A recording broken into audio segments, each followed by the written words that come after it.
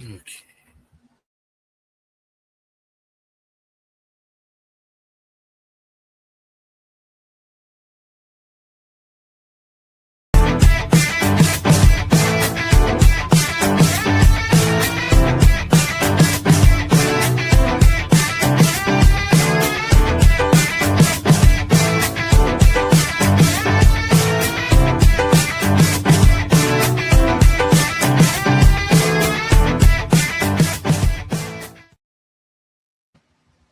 Good afternoon and welcome to the Unprofessional Professional Sports Show, podcast, whatever.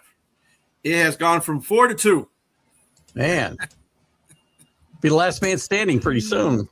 Right, but hey, that's okay. It's like a cage match here, Brian. We're the last two standing. We're the last two standing. That's right.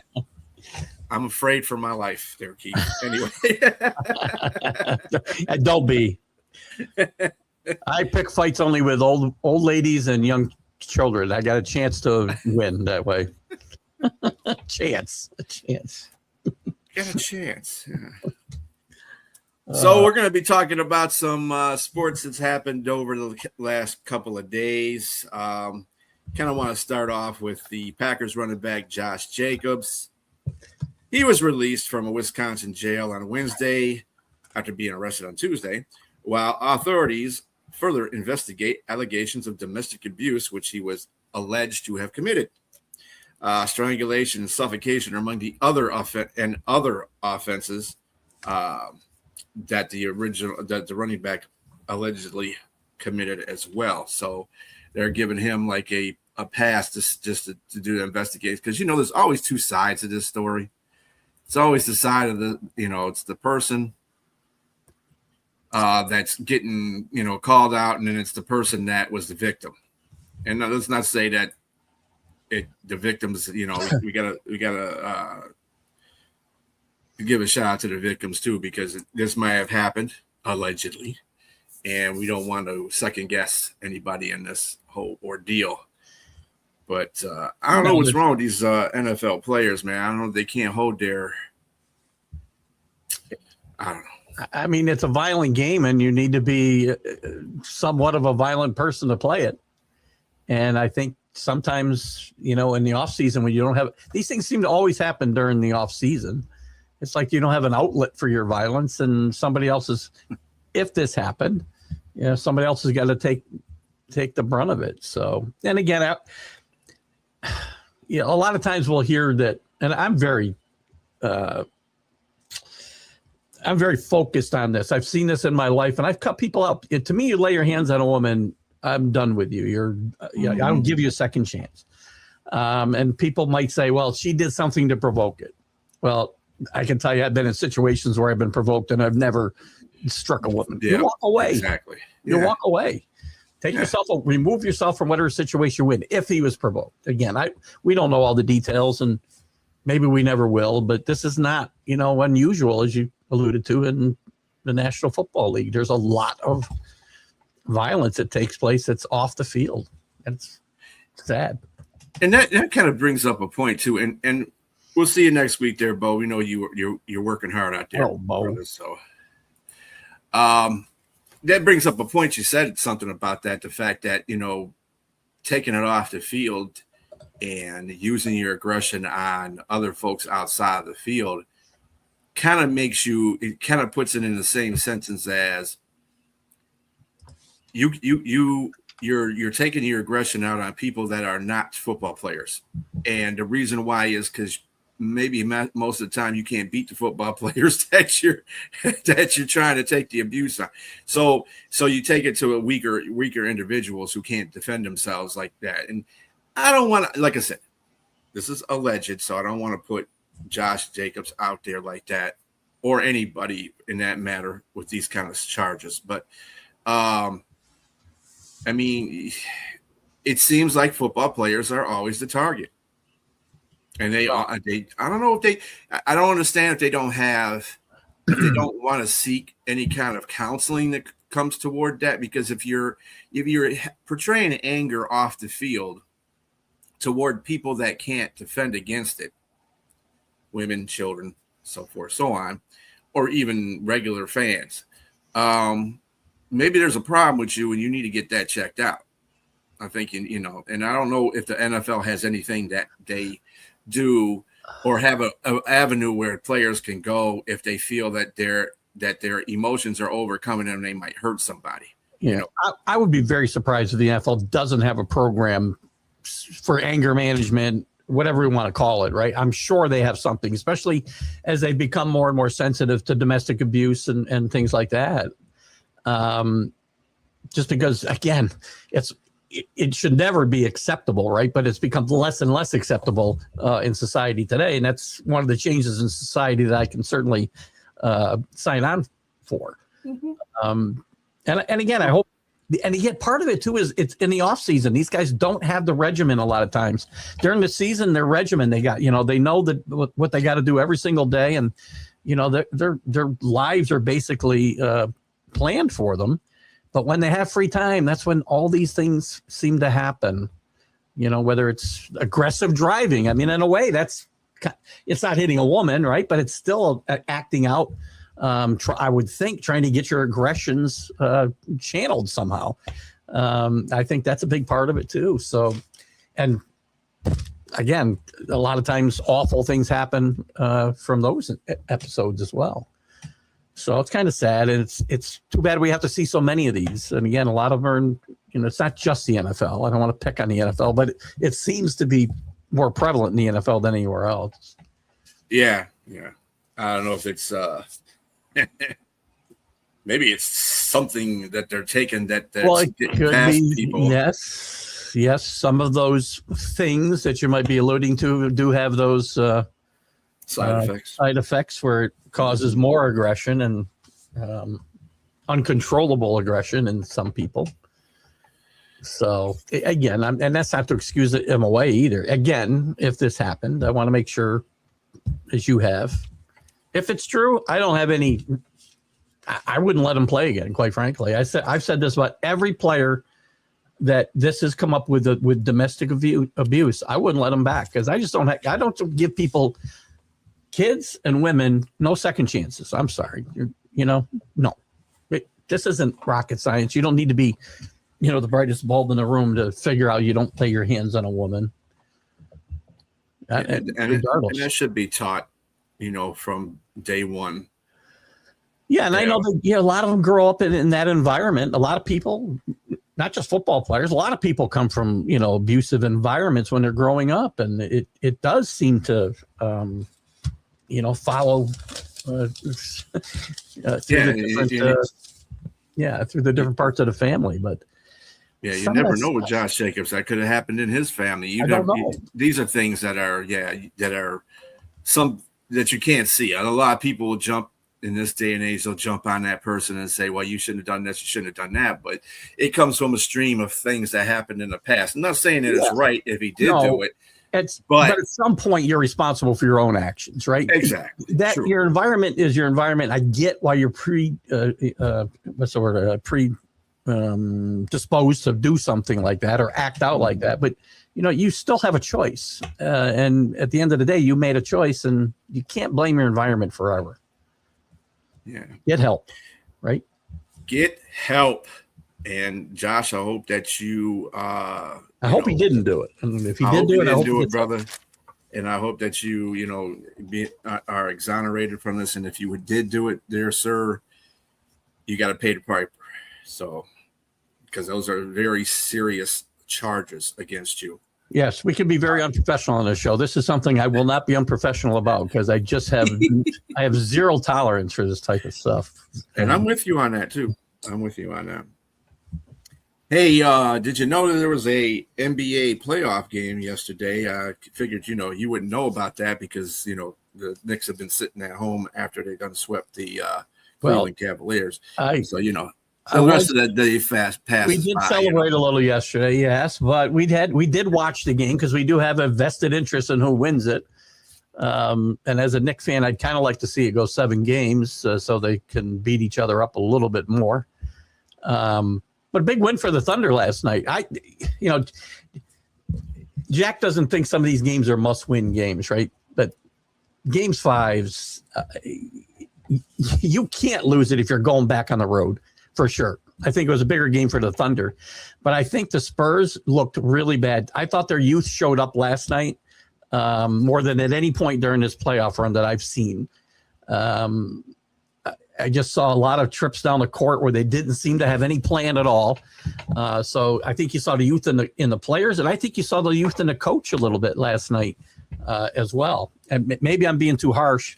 They could easily go back to San Antonio and learn something from this and send it to a game 7, which I fully expect to happen, actually. Yeah. But I guess it also wouldn't surprise me if the Thunder wrap it up tomorrow night either. So they're still a good team. I mean, how Jack gets on those rants where if the Spurs win this, there's never going to be a rivalry here because the Spurs are going to win everything for the next, 6 years. Yeah. Well, Thunder's not going away.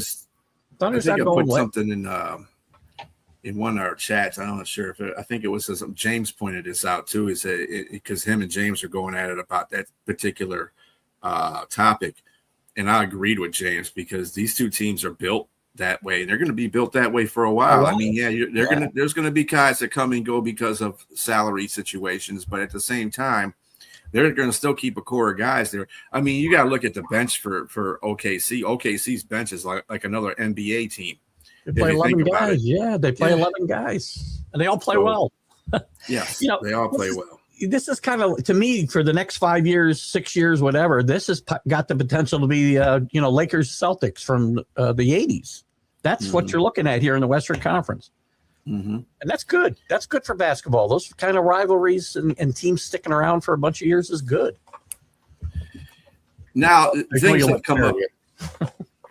Things have come up on this game, too, with the Spurs in general setting their frustrations out. And let me tell you something. That was something I noticed, too.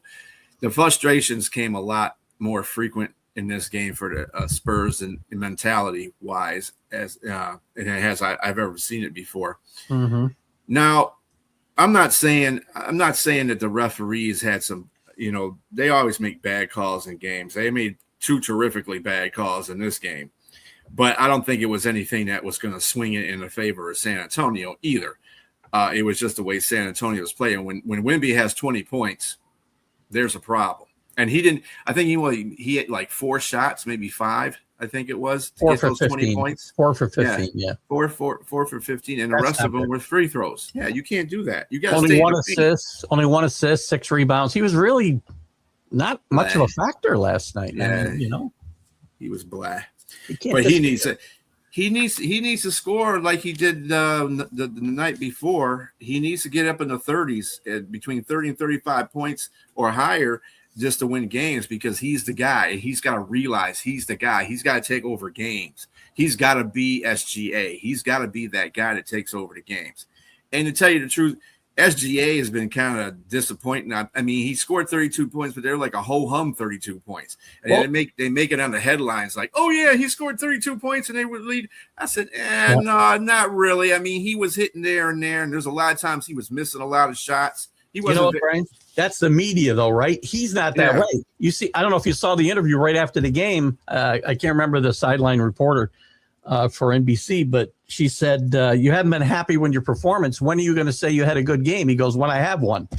Because he wasn't satisfied last night. He didn't get off to a great start last night. He had a big finish, but he didn't get off to a great start. And you're right. He hasn't been the SGA that was MVP the last 2 years yet. And he knows it. That's what I like about this kid, too, is, he knows there's more there. Not going to be satisfied. Yeah, I think the thing about this series, too, is that I think his shots are limited and he's not getting really good looks at the basket because when Wemby is in there, people will look at, they're looking to see where he's at when they got the ball. Yeah. Now, Wemby needs to play the paint more defensively. I don't know why they have him kicking out. If a center goes out there, let him take his chance of hitting a 3. Let somebody else guard him. You stay inside, and without getting 5-second call. But right. The point is, just stay inside the paint. Make your living inside the paint. I don't understand why a guy that's 7'4" with a wingspan of about 10 feet, I don't know if he's undisciplined in that nature or that's the game plan that they're setting for the defense, because I don't understand how a guy that big in the middle is leaving the middle to go defend somebody out in the 3-point line. Man, screw that. Let him shoot the three. I agree with you 100%. I said that a couple of times before this series, that the key for SGA, probably anybody playing, it's a Knicks play San Antonio, the key will be to get him out from under the basket so you can open up that lane. And you're right. To me, it's inexcusable if that's the game plan.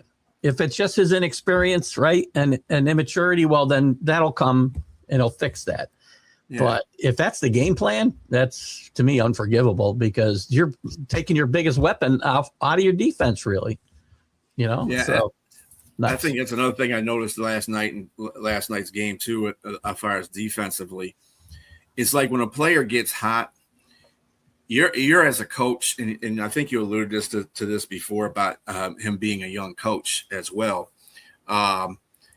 You kind of got to make the defense plan. Whoever's starting to get hot for the other team, you got to shut them down.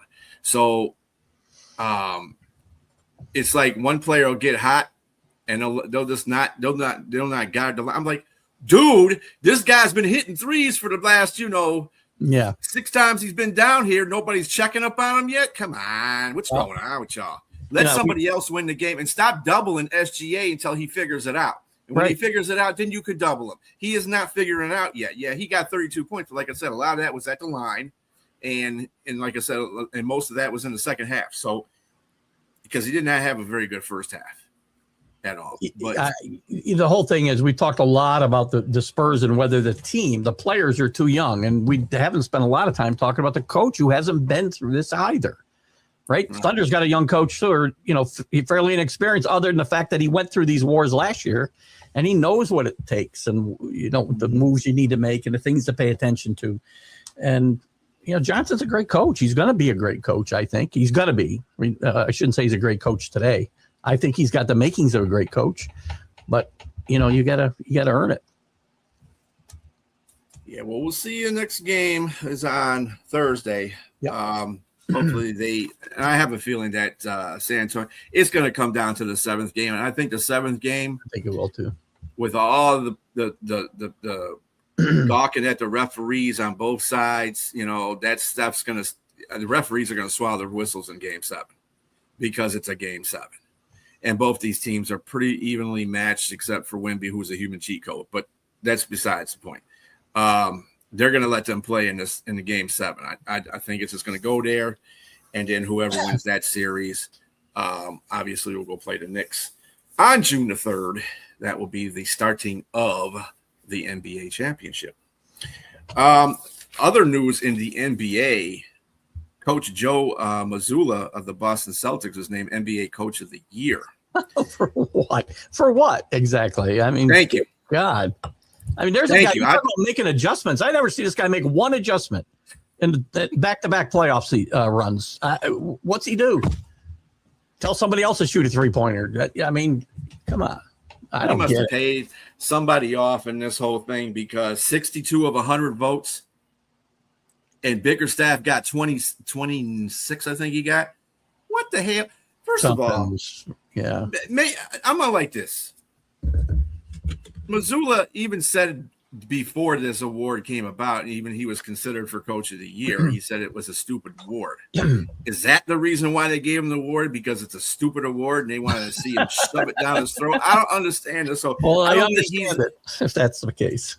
If that's the case, they're going through they're going to the point that it was an undermanned team, because Jaylen Brown was the lead guy, and they lost a couple of players to free agency, and nobody thought that Boston was going to do that. I thought Boston was going to do that. I don't know. They still have good players there. I don't understand what they thinking.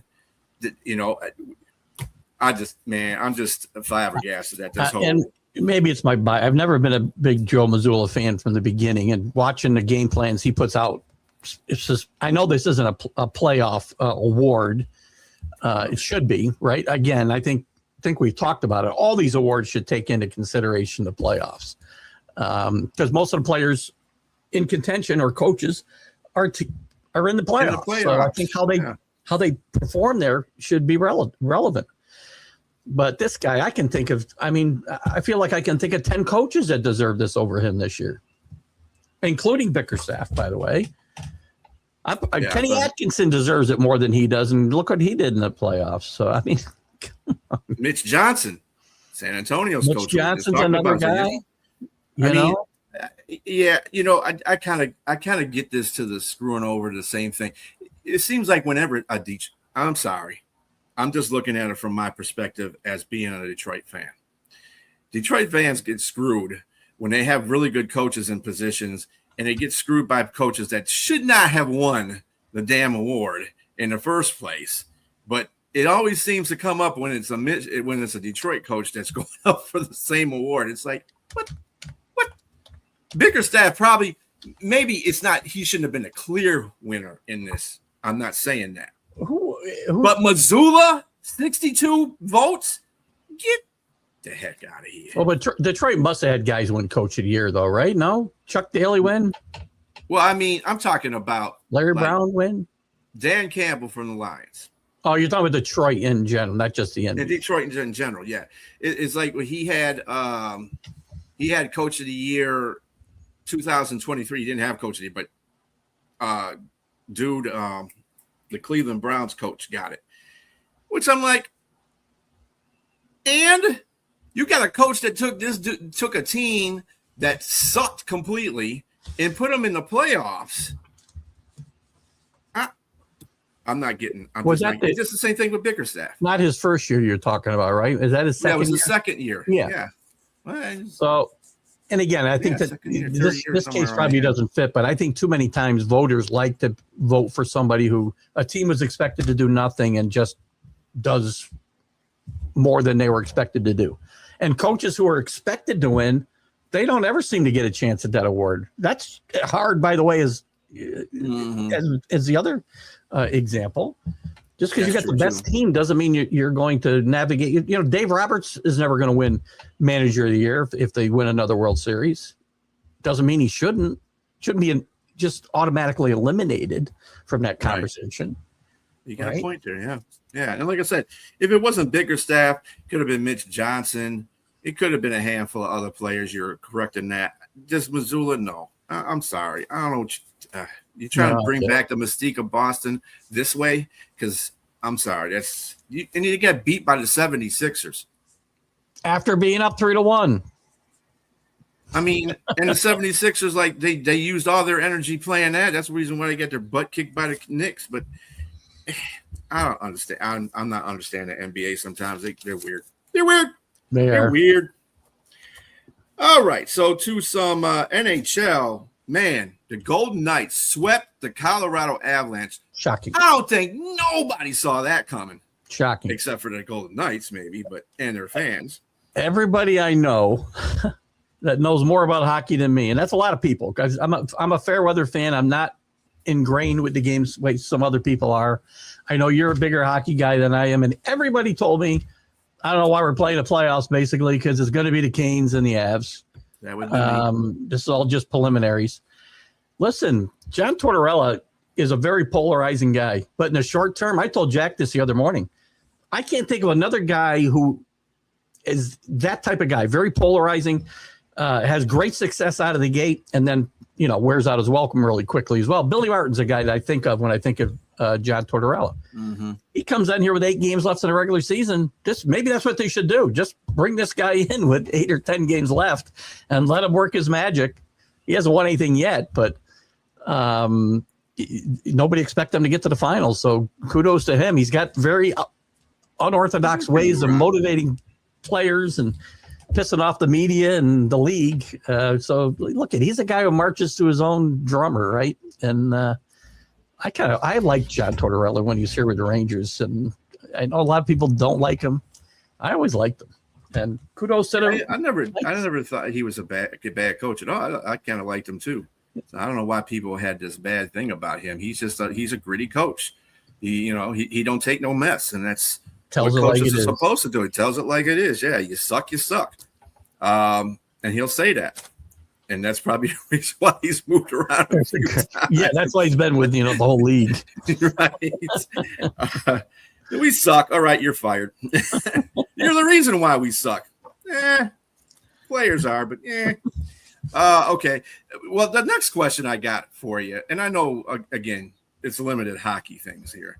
The Golden Knights are they becoming the NHL villains? I mean, look at this. They've made the playoffs 8 years of their 9-year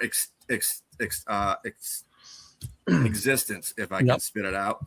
Yep. They have a Stanley Cup final in their first year, and they won the Stanley Cup in their 6th year. They've been in the conference finals 5 times out of their existence. That's over half. Mm-hmm. They're like people are comparing them to the Yankees. People are comparing them to 9 years isn't like 125. Well, I mean, you got to look at it though. This is a team that came, and then we got to also kind of spike it a little bit because they did get the advantage of getting players in an expansion, and they got good players during the expansion. It wasn't like they got crappy players. And I don't know why the NHL did that, but doesn't the NHL have a bit of a history? And I got to go back a ways, and my memory could be faulty. Doesn't the NHL have a history of doing this? When the St. Louis Blues came in the late 60s, didn't they go to the Stanley Cup finals like their first 3 seasons? I don't know if they won. Yeah. I don't think they won. I think they're the only league, obviously, the only league that does that. And they take players. You have to take a player off your current roster. Yeah. And give it to the expansion team, which is crap. So have they done that every expansion? Yes, for every expansion team. Yep. Now it doesn't work all the time, but they just caught the NHL at the right time for expansion, and there was very good players on these teams that couldn't be protected by the teams they had to give them up, and they went to Vegas, and they had a good coach there. And in their first year, and that's how they went to the Stanley Cup finals the first year. No, they didn't win, but expansion team going the first year. How many times do you see that in any sport? St. Louis Blues, the only team I could think of. Yeah, first 3 years, I think. Only in hockey. I mean, baseball. You're lucky if you don't lose 110 games your first year or two. Baseball's very tough with expansion. So is football, actually, when they've done it. So, and you should have to work your way up. They shouldn't, ready make a championship contender for you.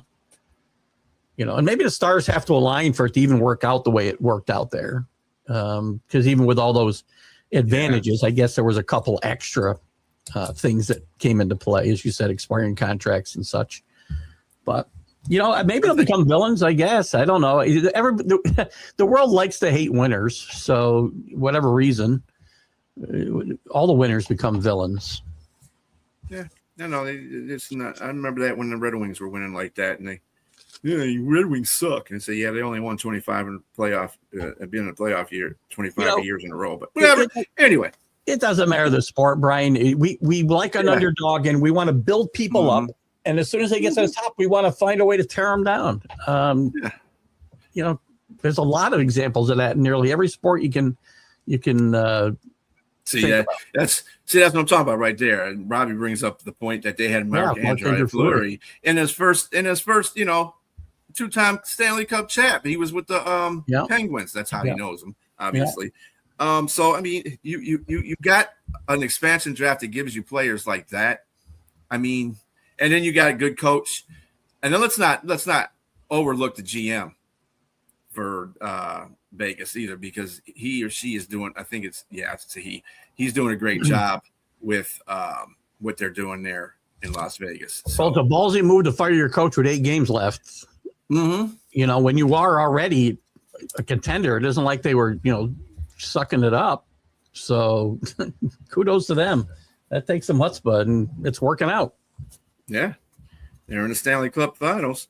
And by the way, Jack Cotterell is not going to make them any more loved, by the way. They'll become more villains if they win. That's right. Next, they're going to be meeting up with the winner of the Hurricanes Canadiens series, which has been a very good series so far. The Hurricanes have a 2-1 lead in that, but all these games, except for the first one, have been hard fought. So I mean, Canadians are like, hey, we're Canadians. We're the last Canadian team. Let's go for it.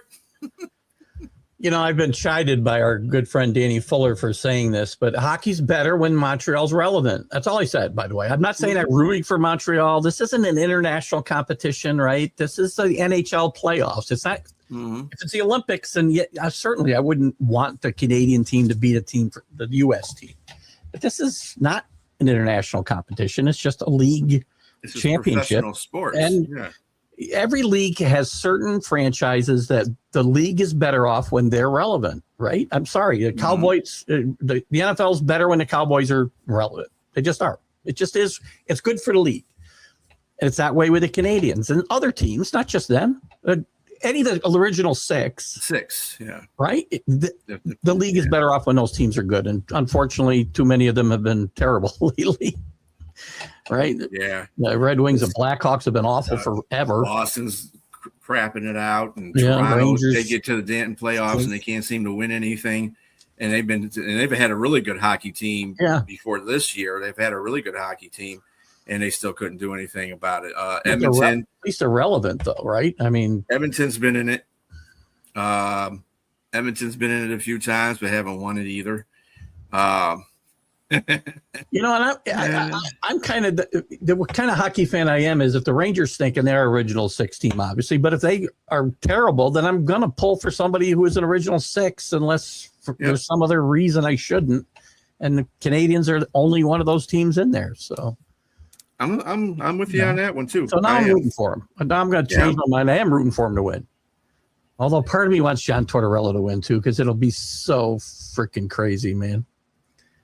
And, I want to see his of course. Don't say that too loud because Sonia won't like that because Carolina's her team. Yeah. Anyway, I know. I'm not going to listen. It's not a big deal if they don't win. But. Yeah. All right. So let's see here. Major League Baseball. Brewers manager Pat Murphy wasn't at all happy with Abner Urbe after his lewd celebration after a 6-0 win over St. Louis, making a crotch chop gesture toward the Cardinals dugout. That's funny, but this is where you bring sports into this day of this day of generation. That's what it is. I thought I was watching Pete Weber on the Pro Bowlers tour years ago, for crying out loud. The crotch chop. I mean, good God. I mean, there's nobody can just take the win and, take a strikeout, go sit down, hit a home run around the bases and go sit down. Everybody's got to have, their signature move. Now, extra stuff to it. Now, maybe he's not going to do it again because Pat Murphy probably had a conversation with him, I'm sure. And he said, we aren't going to see that anymore, son. Right. But, I mean, I want guys to be able to show their personalities. I get it. But, I've already come to understand that bat flip is a cultural thing, and I'm trying to get along here, right?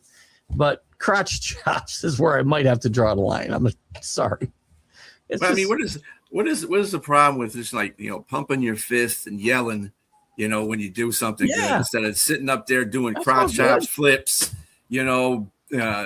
whatever kind of bad stuff that they do in this generation of baseball. It's like, I got to be known. I got to be this. It's for, and you know what, to tell you the truth, this is the reason why this stuff happens, because guess what? They don't hit. You know where that went? It's on social media all over the place. The other thing is this, Brian, if pitchers still hit, you'd see less of that from pitchers because he's going to get one in his ear hole next time. Right. And he's going to wonder why. He'll be going to the mound with a bat, wondering why the guy threw at his head. The good old days of baseball. Take care of business on the field. If these guys hit, we would have less of this stuff. Yeah. And again, like I said, it's just a generation that got too much social media out there. Everybody wants to, get on TikTok or be, I want to have so many followers or so many views. And the bad thing about it is, it's not the players, just the players. It's the agents of these players. And they're telling them to do that kind of stuff. Don't get it twisted. These agents are out there trying to make these guys, golden tickets on these social media platforms. Yeah. So I used to call it the Sports Center mentality when things like this would happen, right? But it's not even Sports Center anymore. You're right. It's TikTok. Now it's the TikTok generation, I guess. So it's like Major Leagues, the movie. That ball would have been out of many parks. One to your favorite topics that we need to talk about too. I mentioned this a little bit before we got on. The NCAA is getting Senators Cruz and Cantwell are aiming to fix the college sports logjam with a bipartisan bill. This bill would regulate payments to players limited to one free transfer over their college career and create a rule to restrict coach movement during the season, which, by the way, the coach movement is called what? He just moved to LSU from Ole Miss. That's Lane Kiffin rule. Yeah, that's what they're calling it, the Lane Kiffin rule. Anyway. Brilliant. I think this is, by the way, have the politician governments. Go ahead. Good. I got it. Trying to regulate college basketball because they're too freaking stupid to do it on their own. They can't regulate themselves, number one. And by the way, did these two guys know that all of this stuff that they want to put in this bill was all talked about at the meeting that the president had with all these big honchos from the NCAA, presidents, coaches, ADs, and they talked about all of that stuff. And actually, a suggestion was put out by the White House, actually, what should happen. And Charlie Baker, for the NCAA president, to his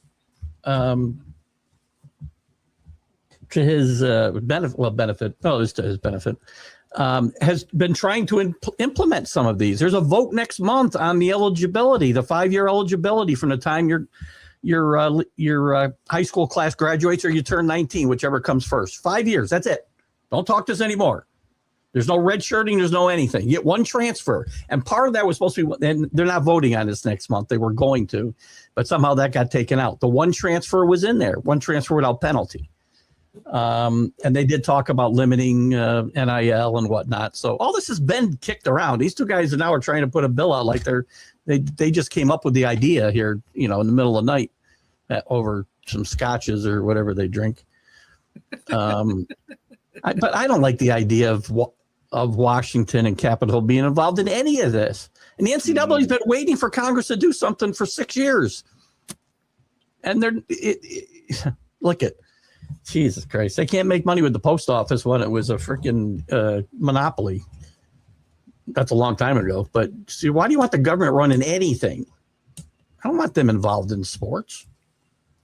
Yeah, I'm not understanding. Those are all good ideas, by the way, but still, the NCAA's got to police it. Who's going to police it? The NCAA doesn't police anything. Well, I don't want the Senate or the House to be policing it either. No, absolutely not. Absolutely not. So listen, they're all good ideas. Government figures policing it because they got other things to do. They got other things to F up. So they what are they going to do? You know what I'm saying? Are they going to step in and determine how many playoff teams there should be? Is that going to be the next thing that they put down? And that's funny, too, because they can come to determinations for that kind of stuff, the NCAA, but they can't come to determination for this kind of stuff. Right. Come on. It is not rocket science. You can figure it out. Well, they kept kicking it down the road, right? First, we were going to let the universities police themselves, which was brilliant, by the way. That's like giving the bank robbers the keys to the bank and saying, just take what you need. Don't take any more. I mean, come on. That was their first plan. Then we'll let state by state do it. That's not going to work because they all have to interact with each other. Oh God, it's just the NCAA can't get out of their own way. It's bad. Because they should be able to do this. If you got professional teams, you got professional leagues that can, make rules, implement rules, and do it without having everybody else involved in it. I don't understand why the NCAA has this problem. I just don't. partly is because as soon as they make a ruling on something, somebody takes them to court for something else. Or everything. I mean, it's a very litigious society in general, but college athletics is more litigious than any part of society these days. They sue over everything. They sue to stay in school. They sue to get out of school. They sue to be able to move to a new school. They sue if our school leaves at one conference and goes to another. We sue for everything. So I think they're afraid. They're afraid to act on their own, or they're going to spend years in court. Crazy. It's just nuts. I don't know what's going to happen. I really don't know what the end game is going to be for NCAA sports. I mean, look at Kirby Smart says the other day that, we with the SEC should just, break off and have our own, do our own thing. We'll have our own rules. We'll have our own playoff. Well, that's a national championship is those 16 teams. That's it. So nobody's going to buy that. You think ESPN's going to pay all that money if they break off and they're just the SEC and that's your where you're going to pull your champions from? And how are you going to support all the other sports? The AD from a Big 12 school. I want to say it was Kansas State. Last week he said, "Let them break off. Let them go." They were talking about the SEC and the Big Ten then. Let them go. How are they going to support their other sports, right? How are they going to support softball teams and lacrosse teams and whatever else with 20 teams, right? How are they going to do that? They can't. So it's not, and don't let them stay behind. His point was let them break off for football, but they can't just break off for football. They got to take all their sports with them. Yep. If they're not going to do that. I mean, if they do that, but they probably won't. You're right. Look at other conferences that'll follow. Big Ten will follow them. The ACC will follow them. It's just going to be. It's going to be a mess. It's going to get worse before it gets better. That's all I got to say. I think the SEC's being a little churlish and childish here because they're not right now. They're not the big dog. It's the Big Ten is the big dog. Mm-hmm. Yeah. Look at. I mean, I don't necessarily want a 2014 playoff, but the Big Ten is all in, and every team is on board. And the SEC doesn't want it because they don't want to give up their conference championship game, which is worth $100 million all by itself. And ESPN doesn't want it, and that's where the SEC gets their marching orders from. But it's really the Big Ten because they're the ones winning championships right now. They're the ones that are really, I think, have the power, the real power more than. I mean, they both have it. Don't get me wrong. And the ACC and the Big 12 are always going to have to listen to those two. They're going to make whatever happens with the playoff and probably anything in college football is going to revolve around the Big 10, the SEC. But the Big 10, I think, has the upper hand now where that wasn't the case 4 years ago. Mm-hmm. I think they do. Yeah, they've grown. Well, that's what happens when you take in other teams. Yes. And it's not the Big 10. It's like the Big 400 now. Anyway. You know what? At the end of the day, it's funny. It's not even the Big Ten against the SEC. It's really Fox against ESPN. Mm-hmm. That's who's controlling the strings here. Yep, exactly. Speaking of politics, Robbie brought up a good point that I was going to probably bring up in a little while. The UFC event in front of the White House on Trump's birthday. What are your feelings toward that? I'm not a big UFC person anyway. I'm not either. But, somebody brought it up on my show Sunday. I didn't even know it was happening. Yeah. I mean, I guess I don't care. I mean, who cares? There's a lot more things to worry about. Whether we're having a party with is it UFC? UFC, right? Yep, UFC. Invited to the White House. I don't care. There's your buddy Danny right there. Hope everything's Danny's going well with you, sir. Hello, Danny. Big Nick fan, Danny is. Just kidding. He'll be saying something in a minute. In NFL, the Chargers and safety Darren James was signed to a 3-year, $75.6 million extension, making him the highest and paid safety in the NFL for the second time in his career. Every week there's a new highest paid guy at some position, right? Well, highest paid long snapper is what I want to know. Who's that? When I think of safeties in the NFL, I don't think of Derwin James as I don't either. The highest priority safety. I can think about 2 or 3 other safeties that are better than him right now. Maybe more. Yeah, maybe more. You might have that. But yeah, I'm not seeing that. I'm not seeing that. So hopefully, I mean, hey, you like James always says, you get paid what the team thinks you're worth. So That's what I've said kudos forever. to him. Worth, Good. what you're worth and what you earn is two different things. So what do you think about the Daniel Jones saying that he's absolutely expects to start week 1? I absolutely expect him to start week 1. I would think too, if he's healthy. Again, Achilles injuries aren't always that easy to come back from, but I would expect him to be the starter. Who's there? Richardson. Who'd they bring in? They brought somebody in. Richardson. I don't know who's on their roster right now. Somebody in. Because there's they're at the 90 player point right now. They brought somebody in at quarterback. Hold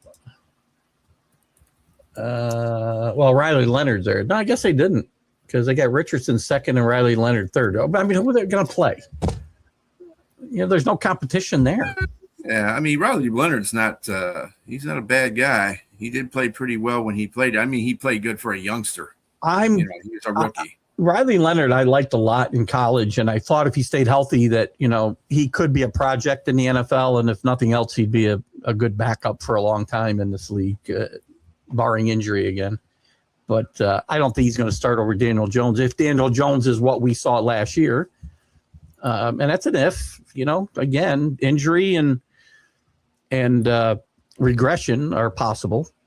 But listen, I've liked Daniel Jones' potential forever.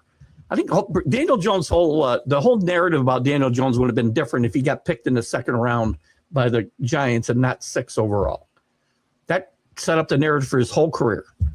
And even when he showed some positive signs in New York, they were still down on him because he didn't play like guys who get picked behind him. I think Mahomes went in that draft. Wasn't Mahomes in that draft? The same draft, wasn't it? Yeah. So that's not a fair comparison. And if he'd been picked in the second round, the narrative of his career would be totally different. Yeah.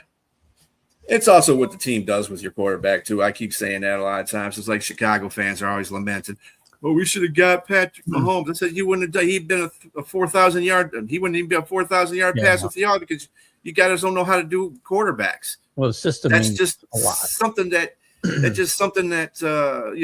that's historical. You can't get away from that. They've never had more than a 4,000 yard. Well, they got. Well, now they do this year, but at the same time, I'm like, dude, it took you all this time in your whole history to get one player to get 4,000 yards in the season. Yeah, but you got to look. I mean, they haven't had that many good quarterbacks. I mean, when Jim McMahon's the best quarterback you had in all those years, Jim Harbaugh, these aren't guys that are known for being prolific passers. Bobby Douglas, I think he ran for more yards than he threw. Cutler, who else? Eric Kramer.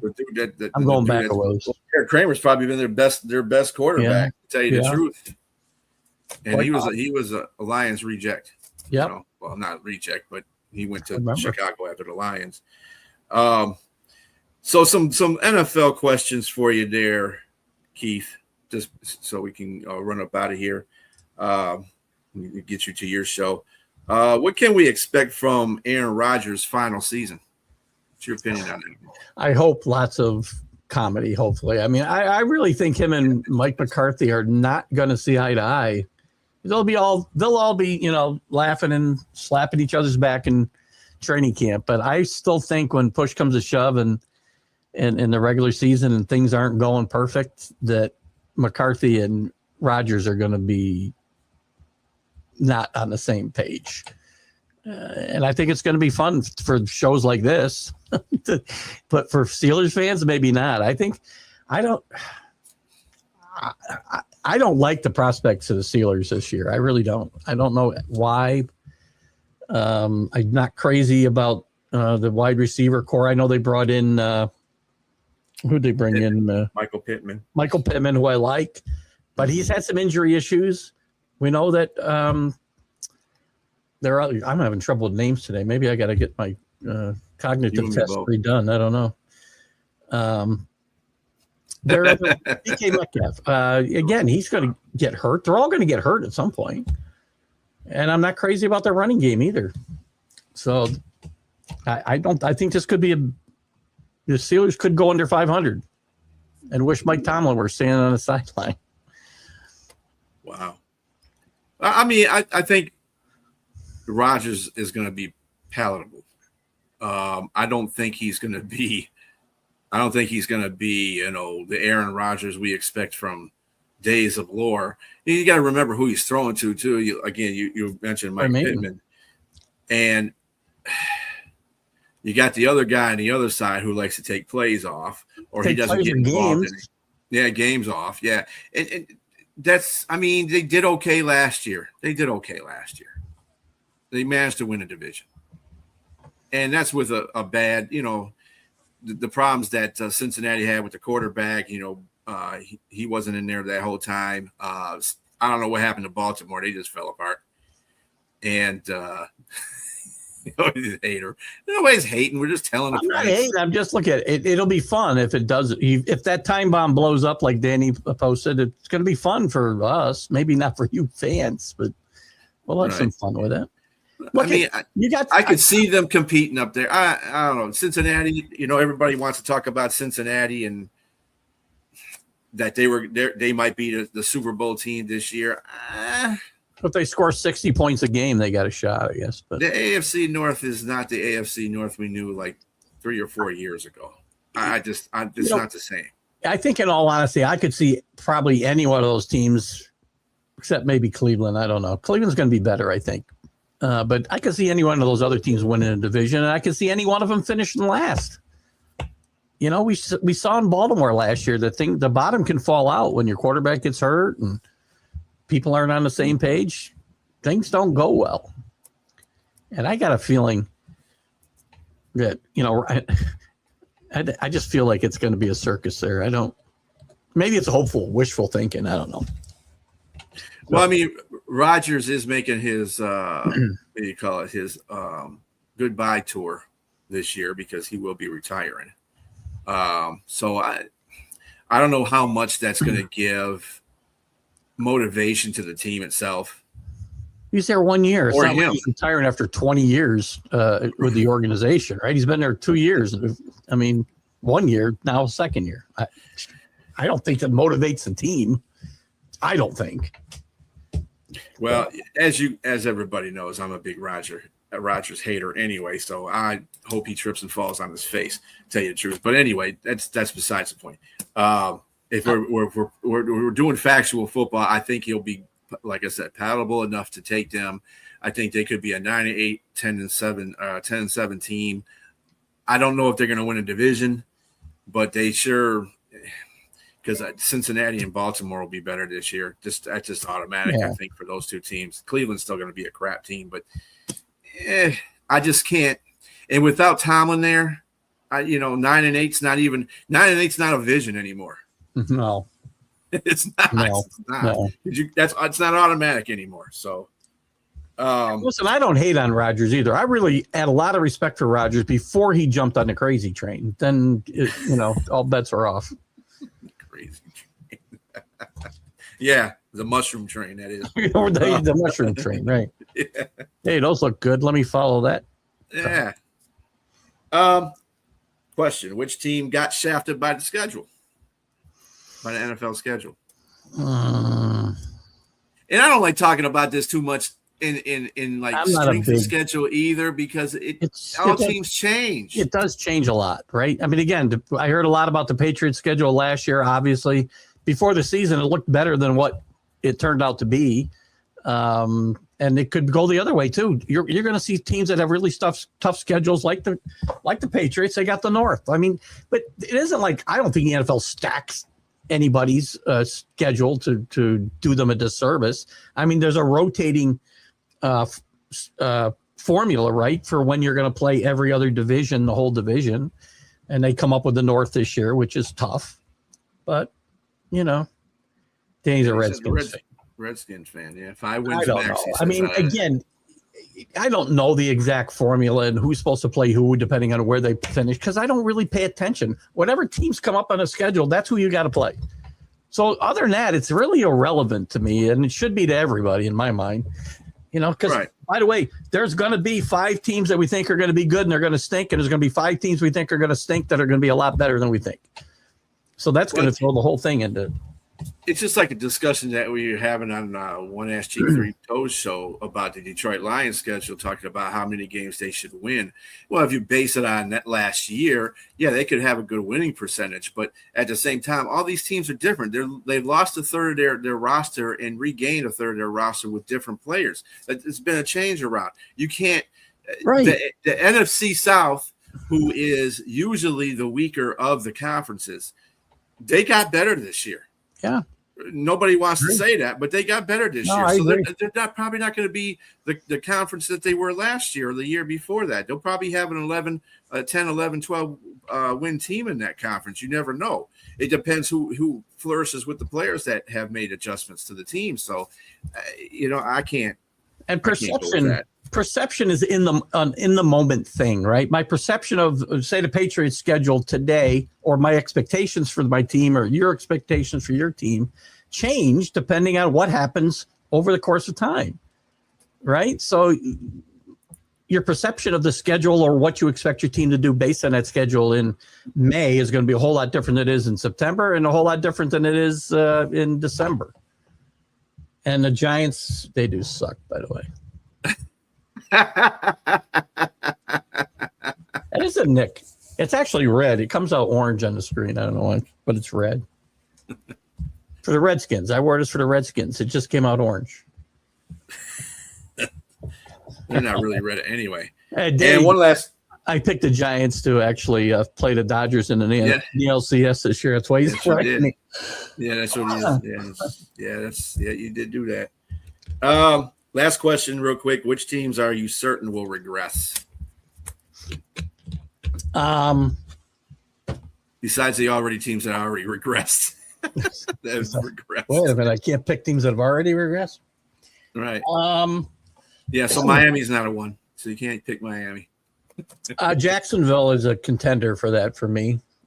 I don't think they're winning 13 games. If we're just basing on wins, the Patriots are likely to regress as far as wins and losses. I think they'll be a better team, though. As far as regressing in performance, the Eagles, I think, might regress. I like that. I like the Cowboys there. To regret? You mean to win the Bears division? might regress. They got a really tough schedule, right? So, speaking of the schedules, I mean, the Bears are a candidate for that. I won't say another team, I think, because I'll have Sonia, send me a letter bomb or something. I won't say that. So I'll stay away from that one. I'll say it for you. Carolina, yeah.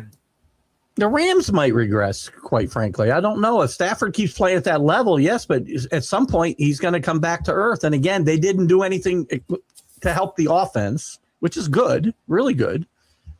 But to me, the Ty Simpson pickup for them looks worse by once you extend him another year. You guarantee him $105 million the next 2 years, and you did nothing to make him more likely to get to the Super Bowl.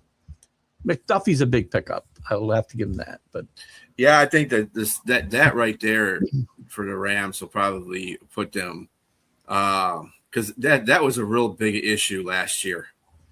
Sam Darnold was feasting off their secondary. Their secondary was kind of like garbage, and then they were missing Durham Williams too. He was out for the season, so they're gonna. I don't know if they traded him or if he's coming back. I'm not sure what the status is on him. But then they'll have him, and if they didn't trade him, they have him. You got him and Surtain. So one other team I'm not as high on as a lot of other people are the Texans, because I don't know if their defense is championship caliber right now. They could win, but the offense I just don't think is going to be any better than it was last year. I mean, they did improve incrementally on the offensive line, and their wideouts are good, but they got to be healthy. And I'm not a big fan of Montgomery coming in there, because this is just the third time they've gone with a guy with a lot of miles on him. He's a good player, been a good player, but this hasn't worked out. This is the third time they've gone to this well, and it really hasn't worked out for him. I just don't think that offense is going to be significantly better this year, and I don't know if the defense can win 12 games. I think I'm on the other side of that one, but we'll have time to debate that in the future because we got a lot of I'm going to be wrong. and a lot of. I'm going to be wrong about a lot of stuff I just said. To be clear, but. And you and me both, brother. You probably heard me say this. I go by the Billy Packer axiom of I'm sometimes wrong, but never in doubt. So, yeah. And on that note, we will bid you adieu. We'll see you next Wednesday at 6 p.m. Eastern Standard Time. Catch Keith next on the college hoopla. He's going to go through. So, gotta wing it. Stay tuned. See you guys. Everybody have a great day. See you, Brian.